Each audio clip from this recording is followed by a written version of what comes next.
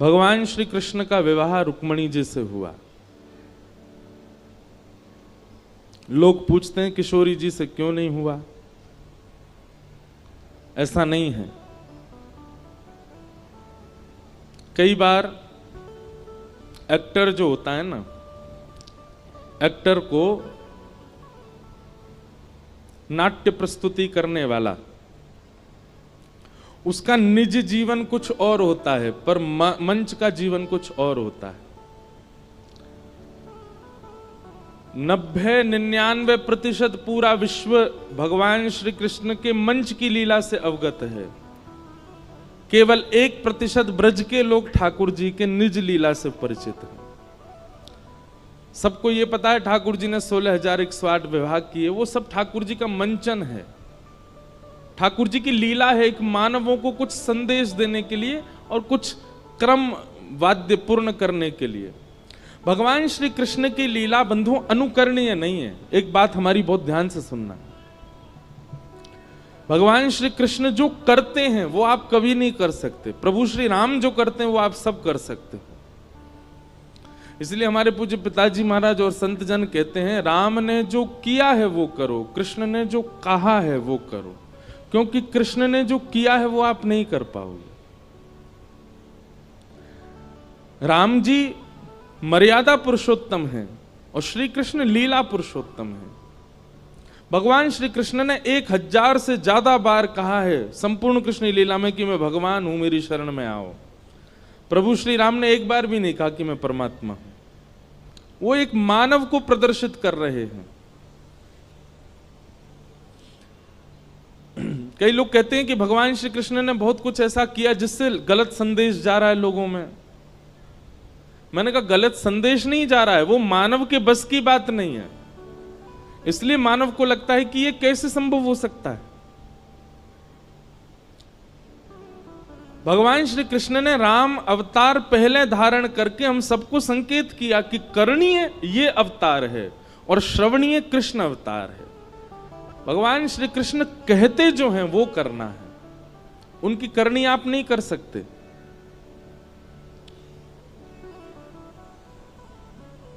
तो निज ठाकुर जी का जो लीला स्वरूप है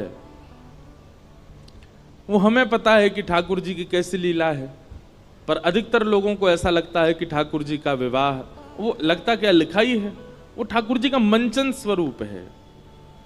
रुक्मिणी आदि जितने भी भगवान के विवाह हुए ये इनके एक तत्व हैं। उन तत्वों से ठाकुर जी ने विवाह किया, वो तत्व ठाकुर जी ने निर्माण किए। पृथ्वी, जल, अग्नि, वायु, आकाश, इन पांचों को क्या कहते हैं? पंच तत्व, जिनसे हमारा शरीर बनता है। हमारे शरीर के बाहर 5 तत्व हैं, भीतर 4 तत्व हैं। भीतर कौन कौन से तत्व हैं? मन, बुद्धि, चित्त और अहंकार। इसको कहते हैं अंतःकरण चतुष्टय। और बाहर के जो हैं वो पंचभूत, दोनों को मिलाएं कितने हुए? 9 तत्व। 10वां तत्व हमारी आत्मा है। ऐसे 24 तत्वों का वर्णन किया गया है भागवत में। 25 तत्वों का। 25 तत्वज्ञ यत्र तत्राश्रमे वसन जटी मुंडी सखी वापी मुच्यते नात्र संजय। बहुत गंभीर प्रसंग है, उसमें नहीं जाएंगे ज्यादा। पर मूल 4 तत्व भीतर के, 5 तत्व बाहर के। बहुत ध्यान से सुनो सब लोग, इधर देखो। 5 तत्व बाहर के हैं, पृथ्वी, जल, अग्नि, वायु, आकाश। ये भगवान की प्रमुख 5 पत्नियां हैं। और भीतर के जो 4 तत्व हैं उनमें से एक तत्व स्वयं भगवान है, हमारी आत्मा। तो मन, बुद्धि, चित्त, चित्त को कहते हैं आत्मा, और अहंकार। यहां पर अहंकार का मतलब अभिमान नहीं है, अहंकार का मतलब सेल्फ कॉन्शियसनेस है। अहंकार का मतलब देहाभिमान है। भूख लगने पर भोजन करना, इसको देहाभिमान कहते हैं। प्यास लगने पर पानी पीना, गर्मी लगने पर एसी चलाना, यह भी एक सूक्ष्म अभिमान है देह का। उस अभिमान की बात है। तो मन, बुद्धि, चित्त और अहंकार, उसमें से चित्त भगवान है तो बचे 3।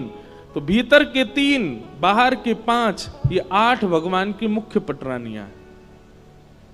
भगवान ने तत्वों से ब्याह किया, जिन तत्वों को स्वयं भगवान ने ही बनाया है। किसी स्त्री विशेष से ब्याह नहीं हुआ ठाकुर जी का, सबका तत्व है।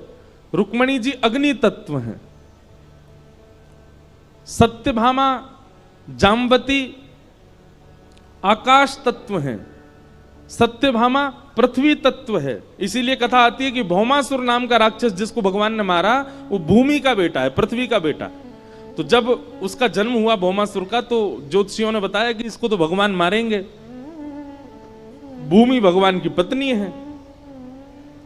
तो भूमि ने भगवान से प्रार्थना की कि आप मेरे पुत्र को कभी मत मारना। भगवान बोले जब तक तुम नहीं कहोगे तब तक नहीं मारेंगे। वही भूमि तत्व भगवान की पत्नी सत्यभामा बन करके आई। तो जब भगवान भौमासुर से युद्ध करने गए, उसको मारा नहीं, उससे लड़ रहे थे लेकिन मार नहीं रहे थे। तब रथ में बैठी हुई सत्यभामा ने चिल्ला करके कहा, नाथ इसको मारते क्यों नहीं हो? तब भगवान ने उसको मारा। बोले हम आपसे सुनना चाह रहे थे। तो भूमि तत्व कौन है? सत्यभामा। जल तत्व कौन है? यमुना जी, कालिंदी। इस प्रकार अष्टपत्रानियां भगवान की अष्ट तत्व हैं, जिनको भगवान ने ही बनाया। केवल लीला के लिए भगवान ने उनको स्त्री रूप बना करके ब्याह किया।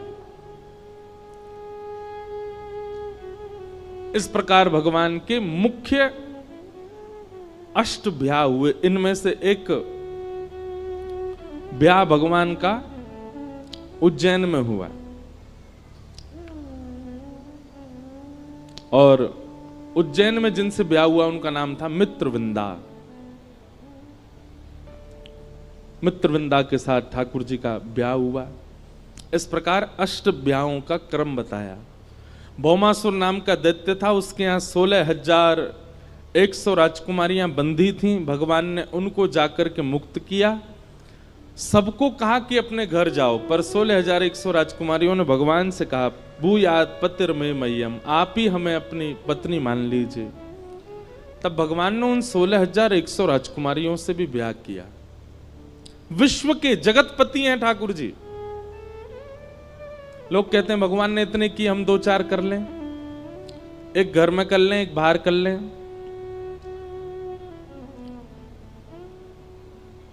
ठीक है, शर्त है, लेकिन जिस प्रकार भगवान सबके साथ एक समय पर एक ही साथ 16,108 रानियों के साथ भगवान अलग अलग रूप धारण करके रहते हैं, आप भी रहो।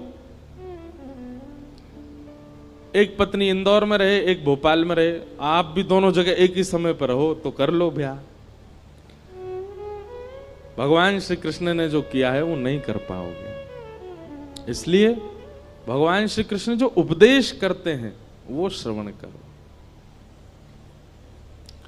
भगवान के इतने ब्याह हो गए, 16,108 ब्याह हुए। तत्पश्चात भगवान की दिनचर्या, ग्रहचर्या, इन सब की कथा बताई गई। एक नृण नाम का राजा था। वो नृण राजा रोज दान करता था। एक बार उससे एक भूल हो गई कि एक ब्राह्मण को उसने 10 गैया दान करी। उनमें से एक गैया भाग करके आई और राजा की गौशाला में फिर से आकर के खड़ी हो गई। अगले दिन राजा ने 10 गैया फिर दान करी, तो जो गैया का पहले दान कर चुका था उसी का दोबारा दान कर दिया। दूसरा ब्राह्मण 10 गैया लेके जा रहा था। पहला ब्राह्मण 9 में से एक गैया को ढूंढ रहा था, और ढूंढता ढूंढता उसने दूसरे ब्राह्मण के यहाँ गैया को देखा। दोनों ब्राह्मणों में विवाद हो गया। राजा निष्कर्ष नहीं निकाल पाया, इसलिए ब्राह्मणों के कोप से राजा को गिरगिट बनना पड़ा, कृकलाश्य। भगवान ने कृपा करके उसको फिर मुक्त किया। दान बहुत सोच समझ के होना चाहिए बंधु। हमारे शास्त्रों में कहा जाता है, कुपात्र दानाच भवे दरिद्रम, दरिद्र भावेन करोति पापम, पाप प्रभावा नरकम प्रयाते, पुनर्दरिद्री पुनरेव पापी। दान बहुत सोच समझ के किया कीजिए। हर किसी को दान नहीं करना चाहिए। और आजकल तो बहुत भयावह माहौल हो गया है। दान के नाम पर कुछ भी हो रहा है। थोड़े विवेकी बनिए, कहां दान करना चाहिए इसका विचार किया कीजिए। सबसे उच्चतम दान कौन सा है पता है आपको? बताओ, सबसे श्रेष्ठ दान क्या है? ज्ञान का दान। किसी को ज्ञान देना।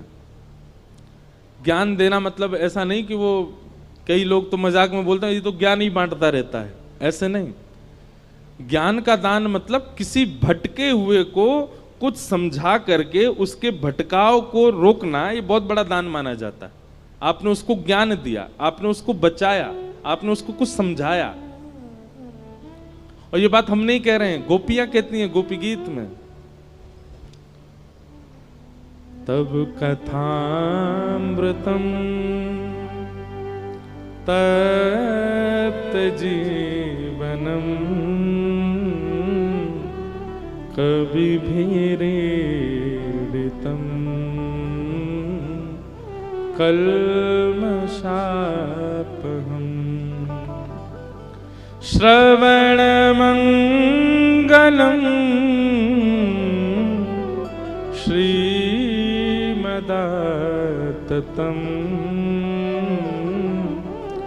भुवि गृह्णन्ति ते भूरिदा जना। गोपियां कहती हैं इस संसार में सबसे बड़ा दानी यदि कोई है तो देखो, हम अपनी प्रशंसा नहीं कर रहे हैं, पर आपको जानकर के आश्चर्य होगा कि संपूर्ण श्रीमद् भागवत में वक्ताओं की प्रशंसा केवल एक ही बार की गई है, और वो भी ब्रज की गोपियों ने की है। वक्ताओं की प्रशंसा नहीं है। सब जगह श्रोताओं की महिमा, श्रोताओं की प्रशंसा, श्रोताओं का यश। वक्ताओं की केवल एक जगह प्रशंसा है, और वो है गोपी गीत में। और इतना ही नहीं, गोपी गीत में गोपियां प्रशंसा करती हैं, और फिर अगला गीत गाया भ्रमर गीत, उसमें फिर गालियां भी देती हैं वक्ताओं को। गोपियां कहती हैं त्रिलोकीनाथ को शब्द की पुड़िया में बांध करके सबको दान कर देते हैं ये वक्ता, सबसे बड़े दानी है। ब्रह्मांड नायक को शब्दों में बांध करके सबको दे देते हैं। बिना वैकुंठ के, बिना वृंदावन के, बिना अयोध्या के, बिना सरयू तट के, बिना यमुना तट के श्री कृष्ण का साक्षात्कार करा देते हैं वक्ता, सबसे बड़े दानी गोपियां कहती। सबसे बड़ा दान क्या है? आप कथा सुनते हैं, कथा सुनने के बाद जब जाएं तो जो कथा में नहीं आए उनको जाकर के सुना दो कि आज हम क्या सुन के आए या हमने क्या प्राप्त किया। लेकिन एक बात याद रखिएगा, शास्त्रों में 10 नामापराध बताए गए, अपराध जो भक्तों को नहीं करने चाहिए। उनमें से एक अपराध पता है क्या है? जो व्यक्ति ठाकुर जी के यश को नहीं समझ पाता उसके सामने यश सुनाना। जो ठाकुर जी पे भरोसा नहीं करता, ठाकुर जी का मजाक उड़ाता रहता है या आध्यात्मिकता की खिल्लियां सी उड़ाता रहता है, उसके सामने जाकर के कथा की प्रशंसा करना, अपने गुरु की प्रशंसा करना, भगवत तत्व की वार्ता करना और फिर उसके द्वारा उपहास होना, ये एक अपराध है। इसलिए पहले योग्यता पहचान लीजिए, सामने वाला योग्य हो तो ही सुनाओ।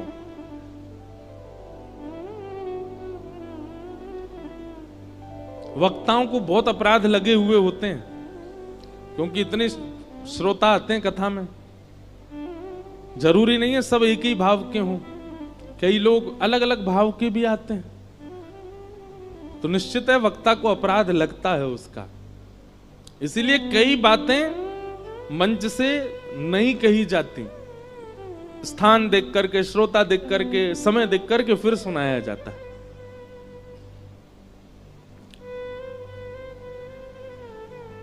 तो दान ज्ञान का अच्छा, पर दीजिए उसी को जो उसको पचा सके, जो उसको संभाल सके, जो उसको रख सके। बीज को कहीं भी नहीं बोया जाता, सत्पात्र में ही बोया जाता है। जहां बीज अंकुरित हो सके वहीं डालते हैं हम। हर बीज का एक नियम होता है ना। अब मुझे तो इतनी नहीं आती प्लांटिंग करना, फार्मिंग करना, पर आप सब में से कोई जानकार हो, हर बीज का एक स्वरूप होता है कि वो इतनी मिट्टी में ही जाएगा तो फलेगा, इतनी धूप ही आनी चाहिए, इतना जल पड़ना चाहिए। तो ऐसे ही पात्र देख करके बताना चाहिए भगवत भावों को। ये बात आपके लिए, हमारे लिए नहीं। हम तो खुले मंच से कुछ भी कहें, ये तो कथा पंडाल है, अपराध तो लगता है, लेकिन फिर भी यह नियम है कि यहां तो सब सुनाना ही है। पर आप लोग जब एकांतिक किसी से मिलते हैं या अपने परिवार के लोगों के बीच में बैठते हैं, जो व्यक्ति ऐसा दिखता हो कि ये इस भाव को अच्छी तरह स्वीकार नहीं करेगा, मत सुनाइए, नहीं तो अपराध लगेगा। और जहां लगता है कि नहीं ये अधिकारी है इस भाव का, उसको तुरंत बताइए। सबसे बड़ा दान है।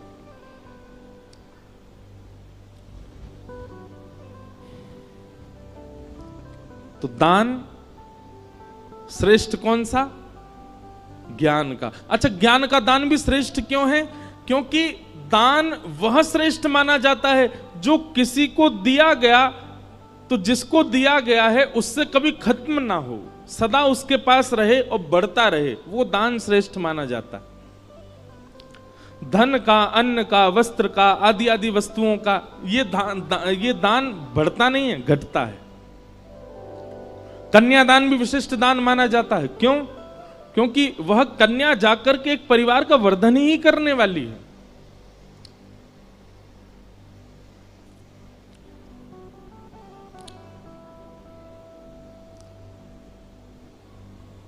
तो इस प्रकार राजा नृण की कथा बताई गई। फिर आगे प्रसंग आता है कि श्री नारद जी महाराज भगवान की गृहचर्या देखने गए कि भगवान अपने गृहस्थाश्रम में कैसे रहते हैं।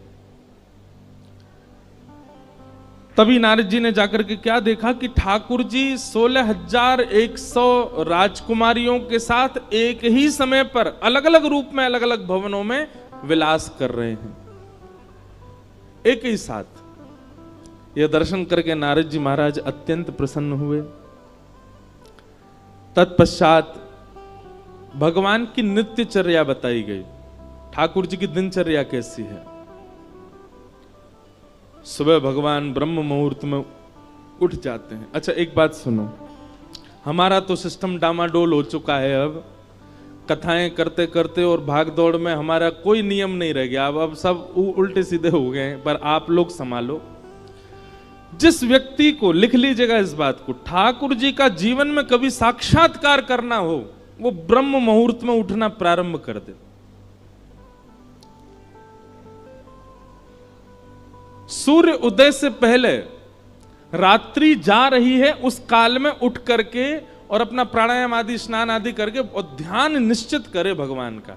और यदि वो धाम निवासी है, लाइव में भी जो वृंदावन के लोग सुन रहे हैं कथा, प्रातःकाल ब्रह्म मुहूर्त में उठ करके स्नान करके चले जाओ, यमुना जी के तट पर जाकर के परिक्रमा करो।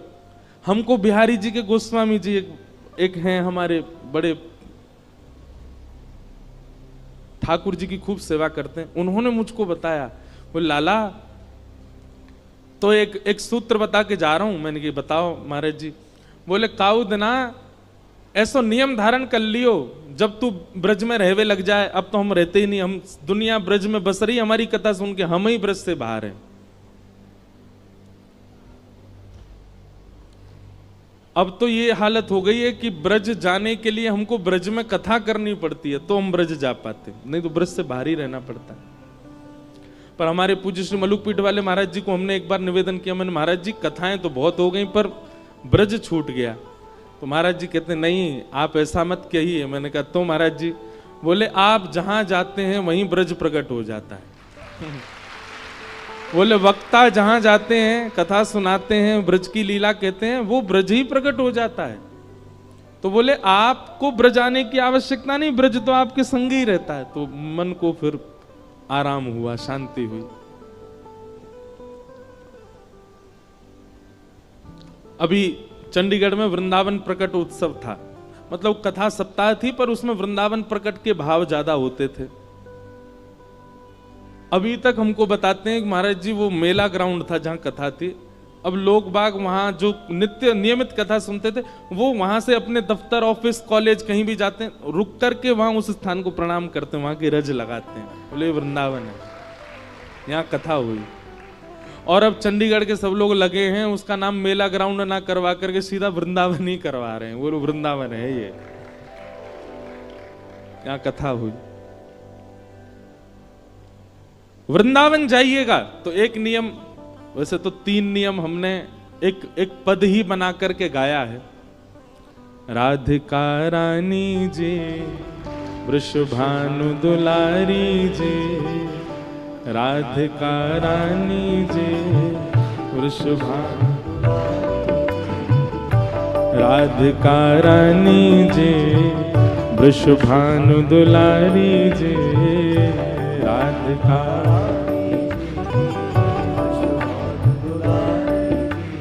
ओ सुन लो अरज हमारी हमारी, रहूं ब्रज रज को उपास उपास, ब्रज रज को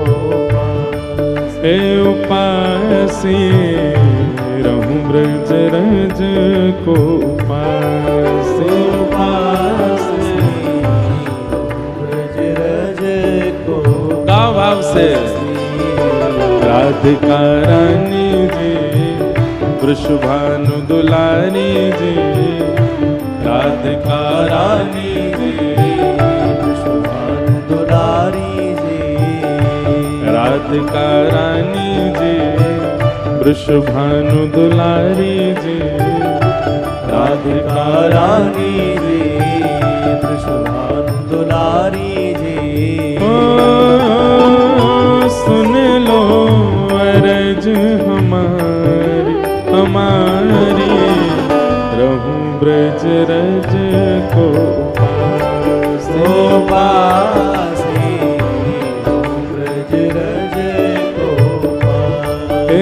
उपास, रहूं ब्रज रज को उपास, ब्रज रज को। वृंदावन जावे वाले को पहलो नियम ध्यान से सुनिएगा। मंगला उठ यमुना जी जाऊं, मंगला उठ यमुना जी, मंगला उठ यमुना जी जाऊं, मंगला उठ यमुना जी। फिर प्यारे राधा वल्लभ के दर्शन पाए, राधा रमण के दर्शन पाए, प्यारे राधा वल्लभ के दर्शन पाए, प्यारे राधा रमण के दर्शन पाए। वृंदावन जाइएगा, चाहे जितने लेट सोए हैं रात को, ब्रह्म मुहूर्त में उठ जाओ। मंगला के समय सोना नहीं है वृंदावन में। यमुना जी जाइए, यमुना जी को प्रणाम करो और सीधे राधा वल्लभ जी की मंगला आरती करिए। राधा वल्लभ के दर्शन पाओ, राधा वल्लभ के दर्शन पाओ। कृपा अभिलाषी जी, राधा रानी जी, कृपा अभिलाषी जी, श्री राधा रानी जी। ओ कृपा अभिलाषी जी, कीरत सुत प्यारी जी, कृपा अभिलाषी जी, कीरत सुत प्यारी जी। ओ सुन लो अरज हमारी हमारी, रहूं ब्रज रज को उपास, रहूं ब्रज रज को उपास, रहूं ब्रज रज को उपास, रहूं ब्रज। बोलो वृषभानु दुलारी की।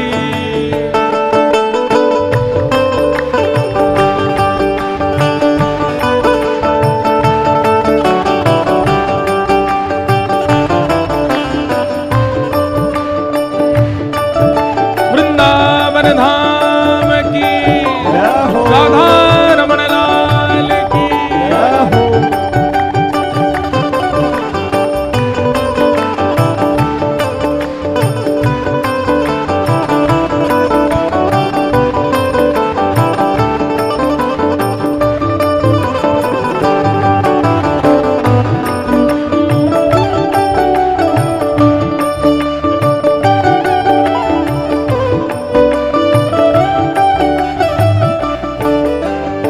तो पहलो नियम कहा है, मंगला में उठ करके यमुना जी के दर्शन करने हैं। और दूसरा नियम कहा है, होटल पे नहीं खाना, रेस्टोरेंट में नहीं खाना, दुकानों पे नहीं खाना है। तो ब्रजवासिन के मधुकर पाऊं, ब्रजवासिन के मधुकर पाऊं, हे ब्रजवासिन के मधुकर पाऊं, ब्रजवासिन के मधुकर पाऊं। प्यारे राधा रमण संग नैन मिलाऊं, प्यारे राधा रमण संग नैन मिलाऊं। ये उपाय कृपा करके एक बार करिएगा। बहुत बालक करते हैं, हम हर कथा में कहते हैं, सब जाके वृंदावन में ये करते हैं, पर एक भूल करते हैं। क्या? हमारे घर से ही मधुकरी मांगते हैं। हमारी मैया बड़ी परेशान, रोज के 200-300 बालक आते हैं, बोलो मधुकरी दो। इसमें एक नियम और सुनो, मधुकरी उस ब्रजवासी के यहां से पानी है जो आपका परिचय का नहीं है। परिचित के यहां मांगने में क्या है, वो तो थाली में लगा के दे देगा आपको। अपरिचित के यहां जाओ, डोरबेल बजाओ, गेट खटखटा दो, भीतर से ब्रजवासी निकल के आए, कहा है भैया कहां से आए हो? भोपाल से आए हैं। कहा बात है? आपके घर में जो कुछ भी बना हो थोड़ा सा हमको दे दीजिए, मधुकरी दीजिए। आप कहोगे ये कैसे संभव है, हमारी कोई इमेज नहीं है, हम किसी के घर जाके मांगेंगे? अरे भैया, ये वृंदावन है, ये भोपाल नहीं है, ये इंदौर नहीं है, ये मध्य प्रदेश नहीं है, ये वृंदावन है जहां ठाकुर जी स्वयं चोरी करके पाते हैं, हम तो मांग के पा रहे हैं। ठाकुर जी तो खिड़की से घुस घुस के चोरी करके खा जाए ब्रजवासी के। और एक बात सुनिए, हिमालय की तपस्या का फल, हरिद्वार के यज्ञ का फल, प्रयागराज के स्नान का फल हमारे वृंदावन के ब्रजवासी के मधुकरी के समान है। आप मधुकरी पाओ, और मधुकरी पाने के बाद ब्रजरज लगा के यमुना तट पर जाके नेत्र बंद करके बैठना, आपको एक क्षण के लिए शामा शाम दिखेंगे, निश्चित दिखेंगे। ब्रजवासिन के मधुकर पाऊं, ब्रजवासिन के मधुकर पाऊं, हे ब्रजवासिन के मधुकर पाऊं, ब्रजवासिन के मधुकर पाऊं। प्यारे राधा रमण संग नैन लगाऊं, प्यारे राधा रमण संग नैन मिलाऊं, ओ प्यारे राधा रमण संग नैन लगाऊं, प्यारे राधा रमण संग नैन मिलाऊं। महलन वारी जी, वृषभानु दुलारी जी, महलन वारी जी, वृषभानु दुलारी जी, ऊंचे महलन वारी जी, बरसाने वारी जी, ऊंचे महलन वारी जी, बरसाने वारी। हे श्यामाजू, ओ सुन लो अरज हमारी, हमारी रहूं ब्रज रज को उपास, उपासी रहूं ब्रज रज को उपासी, हे उपासी रहूं ब्रज रज को उपास, उपासी करताल बजा के गाओ, जय हो। हे राधिका रानी जी, वृषभानु दुलारी जी, राधिका रानी जी, वृषभानु दुलारी जी, ओ सुन लो अरज हमारी, हमारी रहूं ब्रज रज को उपास, उपासी रहूं ब्रज रज को उपासी, रहूं ब्रज रज को पासे पासे रहूं ब्रज रज बोल वृंदावन बिहारी लाल की।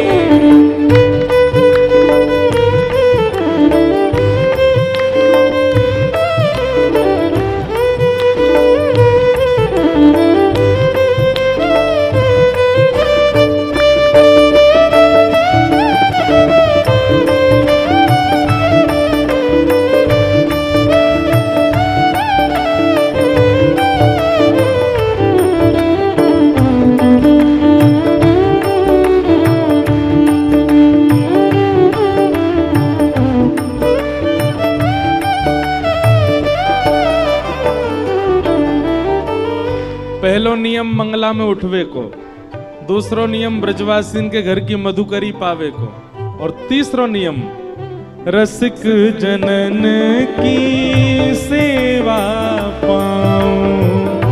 रसिक जनन की सेवा पाऊं। ब्रजवासिन की सेवा पाऊं। ब्रजवासिन की सेवा पाऊं। प्यारे कुंज बिहारी के दर्शन पाऊं। प्यारे कुंज बिहारी के दर्शन पाऊं। प्यारे बांके बिहारी के दर्शन पाऊं। प्यारे बांके बिहारी के दर्शन पाऊं। जैसे हमारे ब्रज में ना बहुत संत रहते हैं, वो किसी से कभी कोई याचना नहीं करते, कुछ मांगते नहीं। गर्मियों के समय में जाओ तो ऐसी सामग्रियां उनके लिए लेके जाओ जो उनके भजन में सहायक बने। जैसे हम कभी कभी गिरिराज जी में भयंकर गर्मी होती है तो ग्लूकोज बांट के आते हैं सारे संतों को कि वो पान करें, उससे उनको लाभ मिले। हमारे ब्रज में गिरिराज जी में ऐसे संत हैं, 3-3 परिक्रमा गिरिराज जी की रोज लगाते हैं। 21 किलोमीटर की एक परिक्रमा 3 परिक्रमा लगाते हैं। उनको कभी मोजा दिया है, कोई वस्त्र दिया है, कोई सामग्री दिया, और कुछ नहीं तो उनके पास बैठ करके थोड़ी देर चरण सेवा कर आए, उनके वचनामृत सुने आए, बैठ करके बस उनके थोड़ी देर भाव श्रवण कर लिए। यही रसिक जनों की सेवा है, ब्रजवासियों की सेवा है। रसिक जनन की सेवा पाऊं।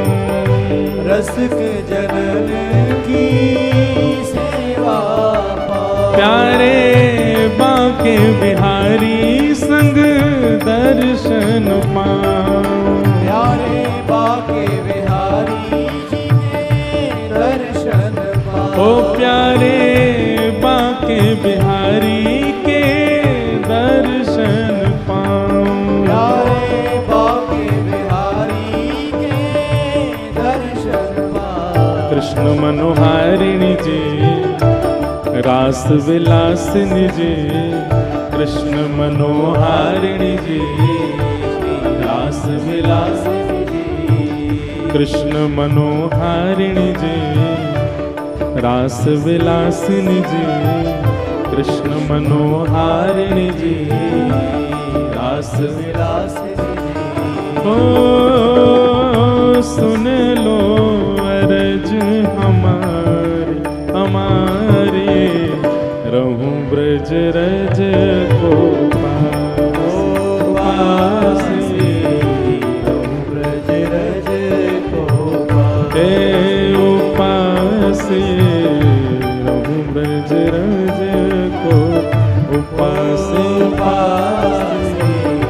रहूं ब्रज रज को पासी। और अंतिम भाव में जो भी भाव लिख पाते हैं ना, तो भाव ऐसा आता है, हमारे गिरधर लाल जी लिखवा रहे हैं। तो अंतिम भाव में श्री गिरधर लाल जी की एक भावना का दर्शन है। गोवर्धन पर्वत पे राजो। गोवर्धन पर्वत पर राजो। हे श्यामाजू, आप या ब्रज की सेवा से हमको और कुछ मत दीजिए, क्या दीजिए, ये अंतिम भाव जो है ये प्रदान कर दीजिए बस। गोवर्धन पर्वत पे राजो।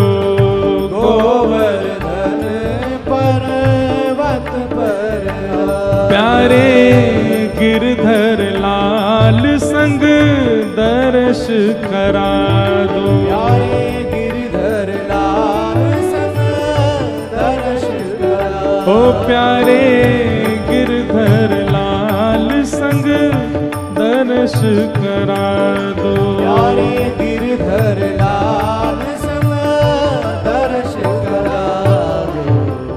बरसाने वारी जी कृष्ण मनोहारिणी जी, बरसाने वारी जी कृष्ण मनोहारिणी जी। ओ सुन लो अरज हमारी हमारी, रहूं ब्रज रज को पास। ओ पासी ब्रज रज को हे ओ पासी, रहूं ब्रज रज को पासी। ओ पासी ब्रज रज को भाव से राधिका रानी जी वृषभानु दुलारी जी, राधिका रानी जी वृषभानु दुलारी जी। हो सुन लो अरज हमारी हमारी, रहूं ब्रज रज को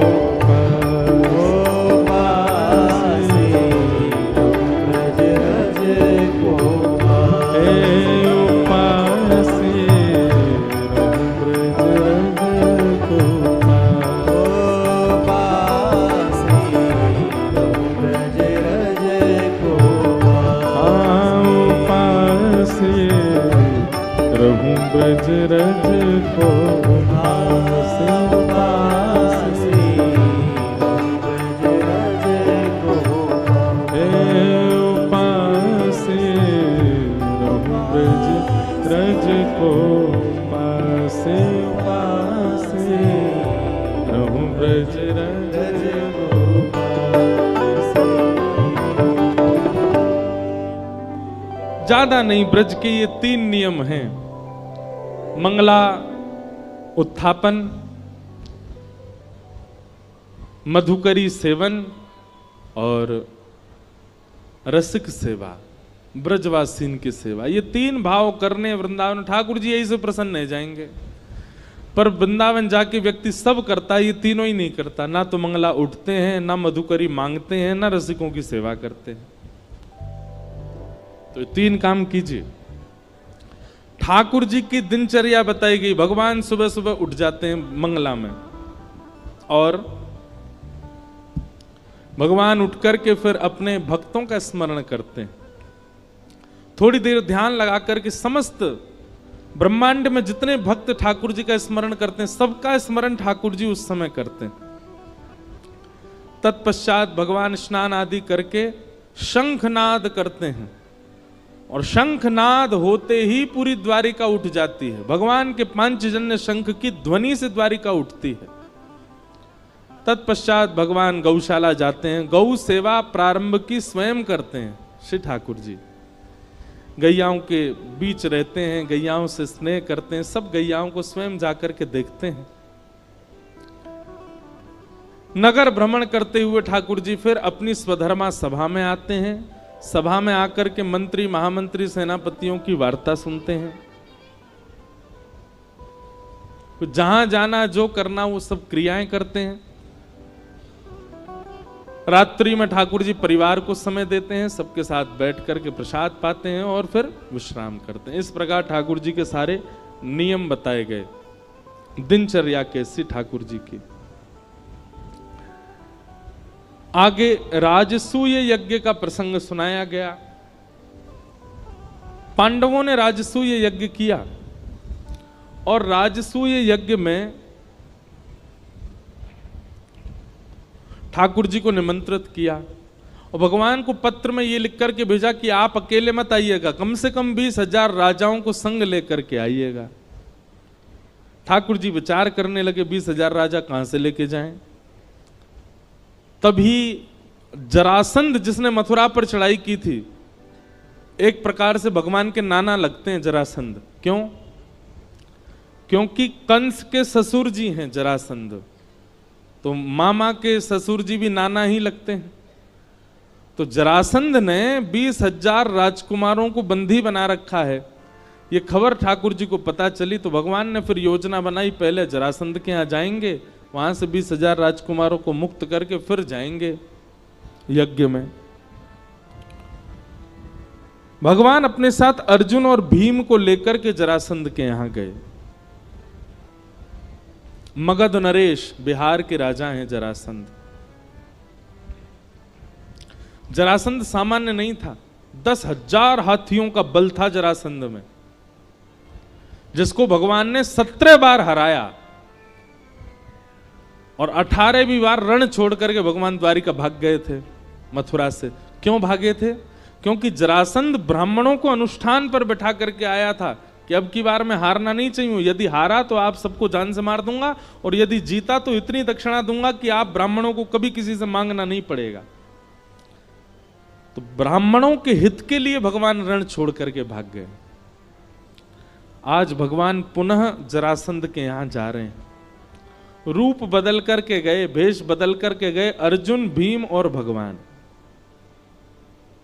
जरासंध का नियम है कि वो ब्राह्मणों को मुंह मांगा दान देता है, क्योंकि ब्राह्मणों के आशीर्वाद से जीता था।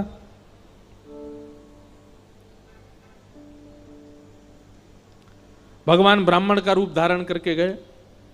जरासंध ने कहा, मांगिए विप्र देवता, क्या चाहिए? भगवान बोले, युद्ध।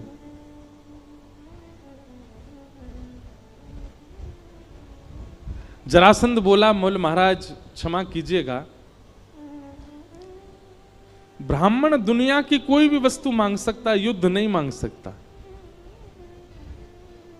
और यदि ब्राह्मण युद्ध मांग रहा है तो इसका मतलब वो ब्राह्मण नहीं है, निश्चित ही वंश में कहीं दिक्कत तो है। ब्राह्मण का युद्ध में रुचि नहीं होती। आप कौन हैं? अपना रूप बताइए मुझे। भगवान ने अपना रूप दिखाया। योगेश्वर कृष्ण को देख करके जरासंध बोला, मुझे पता था तुम ही होगे, पर एक बार रण छोड़ करके जो मेरे सामने से भाग जाता है भगोड़ा है, मैं उससे युद्ध नहीं करता दोबारा। कायर हो तुमसे युद्ध नहीं करूंगा। हाँ भाई, तुम अपना मुख दिखाओ। अर्जुन ने अपना मुख दिखाया।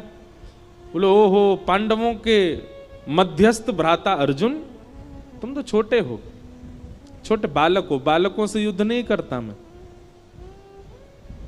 तीसरे से कहा, तुम अपना रूप दिखाओ। तो भीम ने अपना रूप जब दिखाया, जरासंध बोला, हाँ ये मेरी टक्कर का है, इससे युद्ध करूंगा। सूर्य उदय होते ही आप तीनों मेरे शत्रु हैं, और विशेष रूप से ये मेरा शत्रु है भीम, और सूर्यास्त होते ही आप तीनों मेरे मेहमान हैं। बिना अस्त्र शस्त्र के केवल मल्ल युद्ध होगा भीम और जरासंध के बीच में। कृष्ण और अर्जुन का उस युद्ध में प्रवेश नहीं होना चाहिए। आप लोग बस बाहर बैठ के दर्शनार्थियों की तरह, दर्शकों की तरह देखोगे। भीम बोला, ये होलिका का श्रीफल मुझे ही बनना था क्या? भगवान बोले, मेरे हाथों मरना होता तो 17 बार चढ़ाई की थी इसने मथुरा पे, तभी मर गया होता। इसकी मृत्यु तेरे हाथ ही है भीम, चिंता क्यों करता है? मैं हूं ना तेरे साथ, अर्जुन है ना, हम दोनों हैं, तेरे को जिता के लेके जाएंगे। रात्रि में सो गए। सुबह सूर्य उदय होते ही दरवाजे खटखटाने लगे। सैनिक बोले, सूर्य उदय होने में कुछ क्षणों की देरी है, युद्ध भूमि में आ जाओ, जरासंध महाराज आने वाले हैं। भीम तैयार होकर के गया। भगवान बोले, चिंता मत कर, तू युद्ध कर, हम बैठे हैं ना। जरासंध सामान्य नहीं था। जैसे ही सामने भीम आया, जरासंध ने एक मुष्टिक प्रहार किया। एक मुष्टिक में ही भीम मूर्छित हो गया, तारे दिख गए उसको, उठ ही नहीं पाया। और जरासंध ने इतना मारा, भीम की हड्डी हड्डी दर्द करने लगी। शाम हो गई। एक तरफ से अर्जुन, दूसरी तरफ से ठाकुर जी उसको कंधे पर लाद के लेके आए कक्ष में। बाम आदि औषधि लगाई, केला खवा में, सेब खवा में, और स्वयं पकवान खामे दोनों एक ही थाली में बैठ के। भीम बोला, तुम लोग यहां पकवान उड़ाने आए हो? वो मेरे को इतना मारता है, तुम लोग बैठे बैठे देखते रहते हो। भगवान भीम के पास गए और भीम से जाकर, बहुत अच्छी कथा है, ध्यान से सुनना। भीम से भगवान कहते हैं,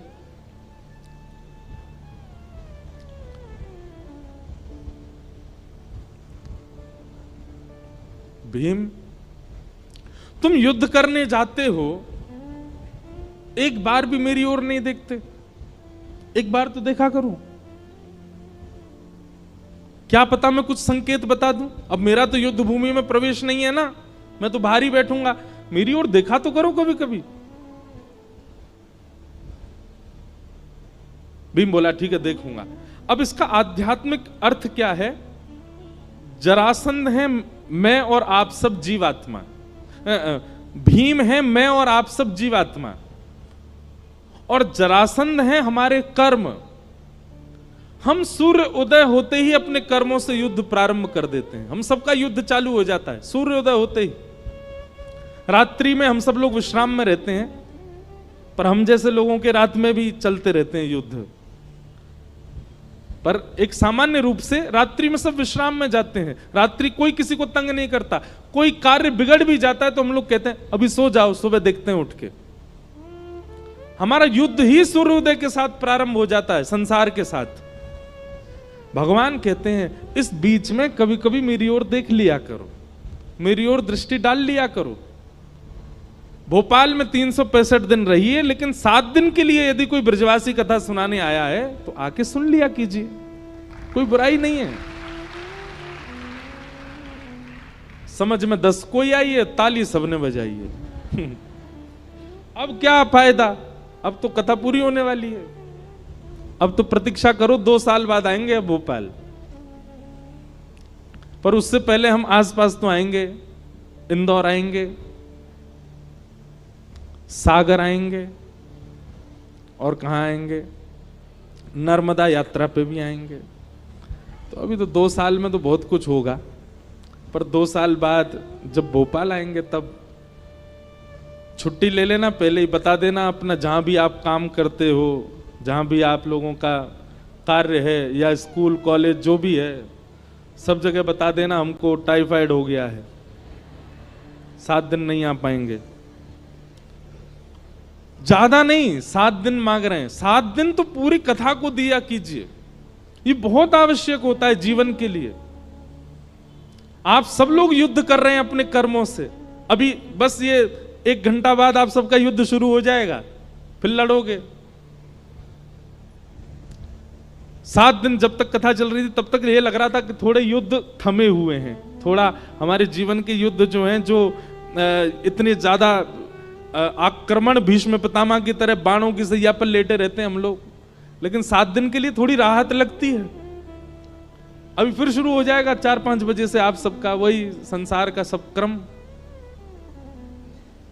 इसलिए जब कभी भी कथा हो, हमारी नहीं किसी की भी हो भोपाल में, अगर अच्छे वक्ता हैं जिनके वचनामृत से कुछ परिवर्तन। अच्छा एक बात और सुनिए, वक्ता के वचन सुनकर के वक्ता नहीं ठाकुर जी प्रिय लगने चाहिए, ऐसी कथाएं सुना करो। हम इस बात पर आपको बार बार टोकेंगे। बिचौलिया से लड़का का गुण सुनो तो लड़का प्रिय लगना चाहिए, बिचौलिया नहीं। पता चली लड़की बिचौलिया के संगी चली गई, वो सुनाने तो आया था कि वो लड़का ऐसा है, उसके काम ऐसे हैं, गुण ऐसे हैं। वो लड़का छोड़ो, तुम ही बढ़िया हो, तो दिक्कत हो जाएगी। वक्ता बिचौलिया होता है, उसके प्रति आदर हो, उसके प्रति सम्मान हो, उसके प्रति श्रद्धा हो, उसके प्रति पूजनीय भाव हो, पर प्रीति तो उसकी वाणी से ठाकुर जी से ही होनी चाहिए, उससे नहीं।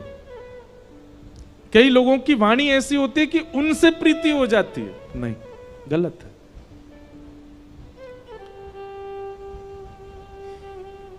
तो भगवान कह रहे हैं भीम तू युद्ध करने जाता है, बीच में मुझे देखा कर। हम सबको भगवान कह रहे हैं, हम सब युद्ध करते हैं सुबह से शाम तक, बीच बीच में कभी देखा करो। 365 दिन युद्ध करते हो, बीच में 7 दिन मेरे पास आ जाया करो, कुछ ट्रिक्स बता दूंगा। ठाकुर जी कह रहे हैं जीवन के उपयोगी। भीम बोला कल देखूंगा। बोला हाँ कल देखना मेरी ओर। दूसरे दिन भीम जैसे युद्ध करने गया, जरासंध ने फिर से उसको मारना शुरू किया। नीचे घेर के जरासंध बैठ गया भीम के ऊपर, और भीम ने दृष्टि घुमाई, ठाकुर जी केला खा रहे थे। भीम ने भगवान की ओर देखा, भगवान ने तुरंत एक पत्ता उठाया और बीच से अलग किया। भीम समझ गया मुझे क्या करना। उसने ऐसा दाव पेच खेला, जरासंध के एक पैर पर अपना एक पैर रखा, दूसरा पैर पकड़ करके बीच से उसको चीर दिया और दोनों भाग अलग करके, जैसे ही जरासंध को देखा अचेत पड़ा है, मर गया, भगवान की ओर भुजा उठाने लगा, मैं जीत गया, मैं जीत गया, मेरी विजय हो गई। भगवान बोले पीछे देख। पीछे देखा तो जरासंध फिर एक हो गया, फिर से उसने मारना शुरू किया। हाथ पांव फिर टूट गए। शाम को फिर से भगवान उसको कंधा पे लाद के ले गए, बिस्तर पे जाके लेटा दिया। भगवान अपना भोजन पानी करने लगे। भीम बोला आप लोग तो खाने आए हो, यहाँ पे कुछ करते तो हो नहीं, आनंद ले रहे हो, मैं पिटता हूं पूरे दिन। भगवान बोले तुझसे कहा था मेरी ओर देख, कल आज देखा तो था मैंने आपकी ओर। अब देखो कितनी अच्छी बात ठाकुर जी कह रहे हैं, समर्पण की भावना से देख, मैं अपने कार्य में सफल हूं, इस स्वार्थ भावना से मत देख। मेरे जीवन में जो होगा मेरे लिए उचित होगा, मुझे प्रॉफिट हो आप दे देना, लॉस हो तो भी आपकी कृपा। ऐसे समर्पण भावना से देख। तू मेरी ओर किस भावना से देख रहा था? विजय की भावना से, मुझे जीतना ही है। नहीं यार भीम, जीतने की भावना से नहीं। कर्म का फल क्या मिलेगा ये मेरे हाथ में निर्भर है। कर्मण्येवाधिकारस्ते, तुम्हारा अधिकार केवल कर्म पर है। मां फलेषु कदाचन, फल तो मैं दूंगा,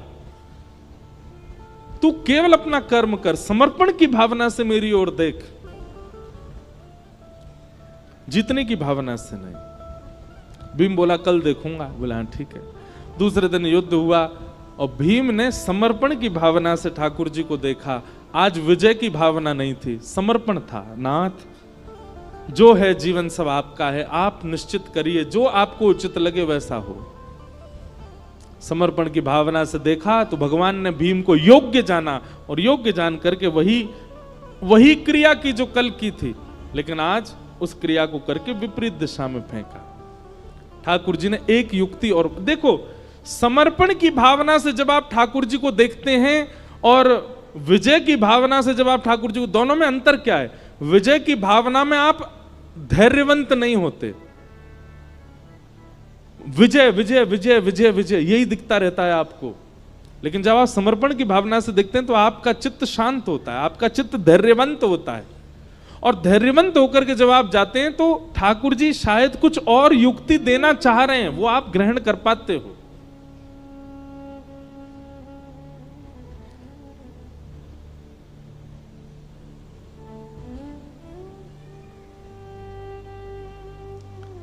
भगवान ने जब भीम को देखा कि आज समर्पण है, तब पत्र बीच से अलग करके विपरीत दिशा में फेंका।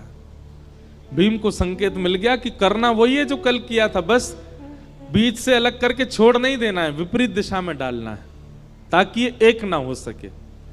तब भीम ने वही दाव पेच खेला, बीच से दुर्योधन जरासंध को अलग करके विपरीत दिशा में फेंका। नहीं एक हो पाया और जरासंध के प्राण निकल गए। तब भगवान को आज प्रणाम किया, बोले नाथ क्षमा करना, कल मुझसे भूल हुई, आज मैंने अपनी भूल सुधारी। भगवान बोले अब जरासंध का वध हो गया, तुम सफल हुए, चलो। 20,000 राजकुमार जो बंदी बने थे उन सबको मुक्त किया और लेकर के भगवान राजसूय यज्ञ में गए।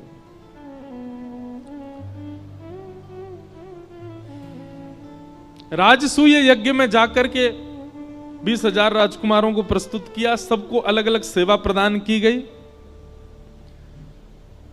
ब्राह्मण देवताओं ने कहा अग्र पूजा किसकी होनी चाहिए? तब सबने प्रस्ताव किया कि अग्र पूजा तो भगवान श्री कृष्ण की होनी चाहिए। और श्री कृष्ण की अग्र पूजा हुई। सबको अलग अलग कार्य प्रदान किए गए, किसी को भोजन भंडार दिया, किसी को संतों की सेवा अगवानी दी। सिंहासन पर दूर भगवान कृष्ण बैठे थे, भगवान बोले हमको क्या सेवा दे रहे हो? बोले आप तो बैठे रहो, आपको क्या सेवा देना, आप तो राजा हो, आप तो हम सबके प्यारे हो, आप तो बस बैठे बैठे मुस्कुराते रहो, आपको क्या सेवा दें? ठाकुर जी बोले नहीं हमको सेवा चाहिए। पांडव बोले आपके लिए कोई सेवा नहीं। भगवान बोले या तो दो, नहीं तो हम खुद ले लेंगे। पांडव बोले हम तो नहीं दे रहे। तो भगवान बोले ठीक है, तो हमने ले ली सेवा। बोले कौन सी सेवा? जितने लोग यज्ञ में आएंगे सबकी पादुका उठा के रखना हमारी सेवा है। भगवान श्री कृष्ण ने, पांडव रोने लगे, बोले नहीं नाथ। बोले नहीं, अब तो यही सेवा है हमारी।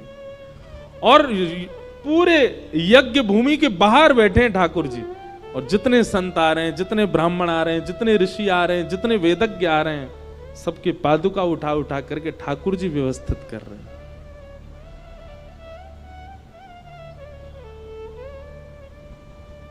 बंधुओं, भगवान श्री कृष्ण के आप भक्त हो तो कुछ कुछ लक्षण ठाकुर जी जैसे भीतर आने चाहिए। और ठाकुर जी का कोई लक्षण आए चाहे ना आवे, एक लक्षण तो आना चाहिए। क्या? दीनता। ठाकुर जी बहुत दीन है। नीचे बैठने में, झुकने में, दीन बनने में ठाकुर जी को बिल्कुल संकोच नहीं होता। नेक में ही हो जाते हैं। आज का व्यक्ति दीन होना भूल गया है। वो दीन नहीं बन पाता। उसको पद प्रतिष्ठा और पदवी की इतनी ज्यादा इच्छा होती है कि वो उससे परे जा ही नहीं सकता।